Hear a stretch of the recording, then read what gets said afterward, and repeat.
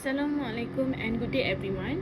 We are from Group A, Section 1 of Sscp, and we are excited to present our experiment entitled Thermal Properties Measurement of Ceramic and Polymer Samples.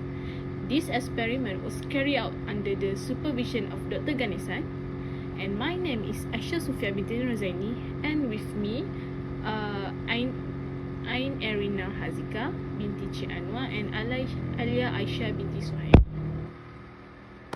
In engineering and material science, thermal insulation is a key property, especially when designing systems exposed to high or varying temperature. Materials like ceramic and polymer are widely used as thermal insulators due to their low thermal conductivity, chemical stability, and cost effectiveness. In this study, we aim to analyze and compare the thermal, mechanical, and optical properties of 5 different insulating materials, including both polymers and a repurposed ceramic source. These results are essential for understanding how each material performs under heat and for evaluating their potential use in practical application. Our experiment had 3 main objectives. First, to determine phase using TGDTA, viscous hardness test, and UV visible spectroscopy. Second, to measure the thermal parameters such as endothermic and exothermic reaction as well as a mass loss during heating using TGDTA. And lastly, to determine the optical bandgap of each material using refractive index data with the Lorentz-Lauren formula. Next, I will explain the methodology part for hardness testing. So first, for hardness testing, the ceramic sample was polished and placed on the viscous hardness tester stage.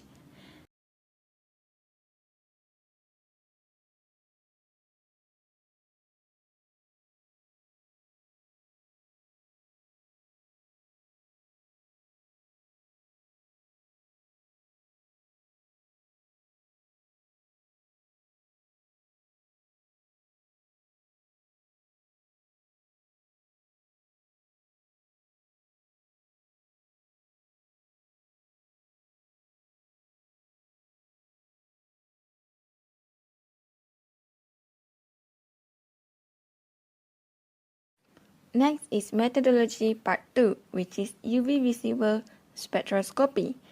So for this UV-vis analysis, the ceramic sample was either polished or ground into fine powder.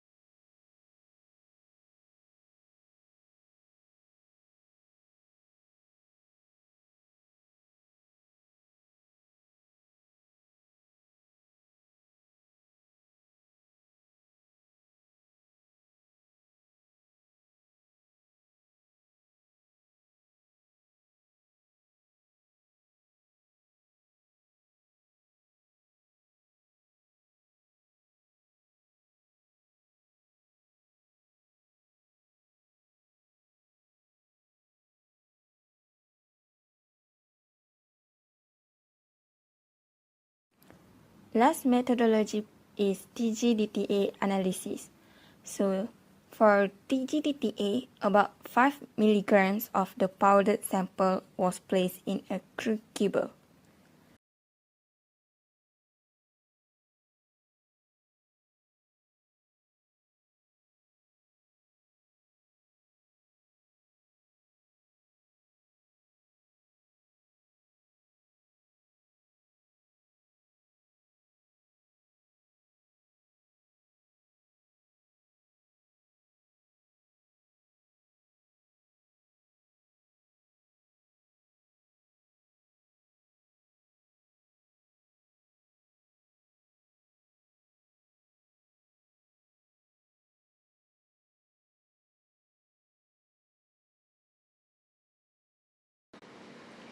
A hardness test is used to evaluate the material's resistance to deformation and penetration, obtaining its mechanical properties. So, like for polymers like Teflon and PVC, hardness testing help assess their durability, load-bearing capacity, and performance under stress, even though they are softer than metals or ceramic.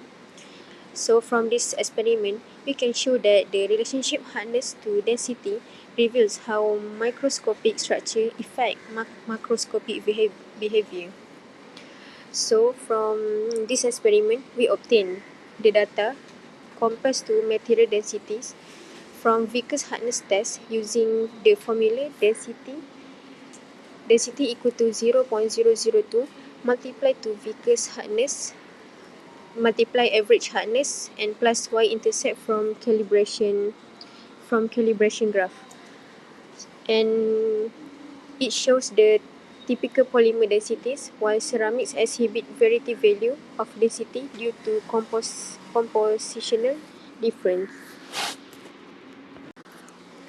Next is by TGA and DTA.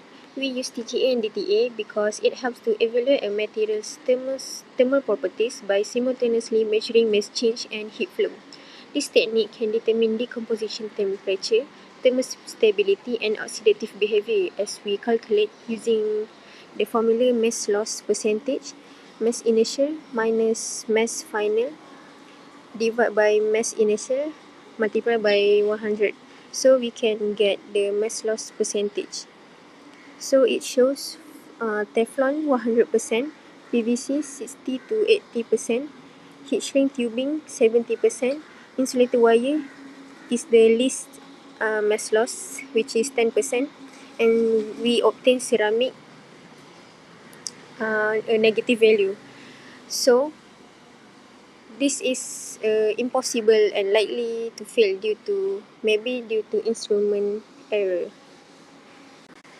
So here we use UV spectroscopy because it can determine a material's band gap, because it can measure the precise energy at which a material starts absorbing light, corresponding to the minimum energy needed to excite electrons. So when photons with energy equal or greater than the band gap, they get absorbed, and it can be measured by UV spectrum. So we can analyzing it using tau plot and calculate the band gap. For instance, from this graph, we can see that Teflon 2.82 EV band gap explain its transparency to visible light and show it is excellent insulating properties, while ceramics is smaller, 2.54 EV band gap indicates its ability to interact with visible light, making it suitable for optical application. So UVVs is a ideal method because it's rapid and non-destructive.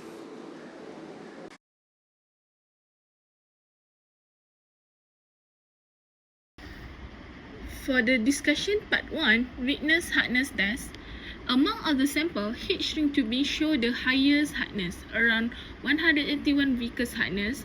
This is due to its cross-linked polymer structure which increase rigidity. Teflon and PVC show lowest hardness value as expected for flexible polymers.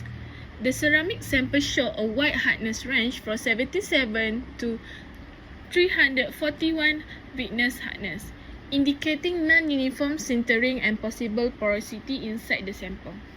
As for the insulator wire, we will enable to test it using the viscous method. The PVC layer is too thin and soft, and the copper core underneath will interfere with accurate result. Next, for discussion part 2, we analyze the optical band gap using UV visible spectroscopy. Teflon had the highest band gap at 2.82 EV, while heat shrink had the lowest at 2.31 EV. The ceramic sample had a band gap of 2.54 EV, calculated using the Kubica-Munk function, which convert reflectance data into pseudo-absorbent. The formula is F of R equals 1 minus R squared divided by 2R, where R is a diffuse reflectance measure from the sample.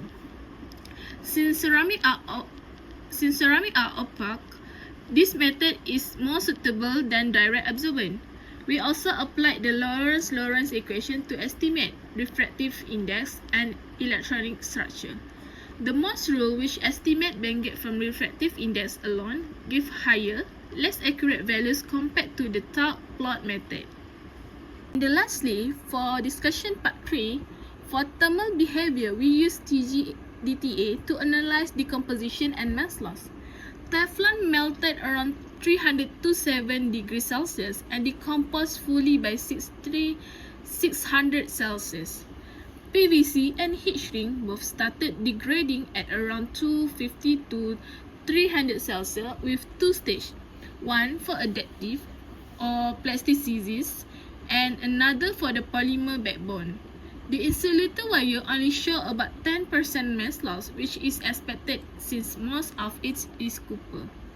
The ceramic sample show unusual result, negative mass loss, which likely indicate instrument error or calibration issue. We suspect Bion's effect or unstable baselining affected the reading. To conclude our experiment, let's summarize the key findings. First, the ceramic sample made from recycled eggshell and inorganic powder show great potential as sustainable and thermally stable insulator. However, its mechanical performance was inconsistent, likely due to uneven compaction and sintering. To improve the reliability, better processing method, especially in compaction and sintering, are needed. Second, among the polymers tested, heat shrink tubing delivered the best overall performance, combining high mechanical hardness with strong thermal resistance. This is likely due to its cross-linked molecular structure, which provide added strength. Teflon or PTFE display excellent thermal stability, especially at high temperature, but its mechanical strength was too low for demanding structural insulation application. PVC pipe had a moderate thermal stability and relatively low hardness, making it suitable for general purpose insulation, where high mechanical strength is not essential.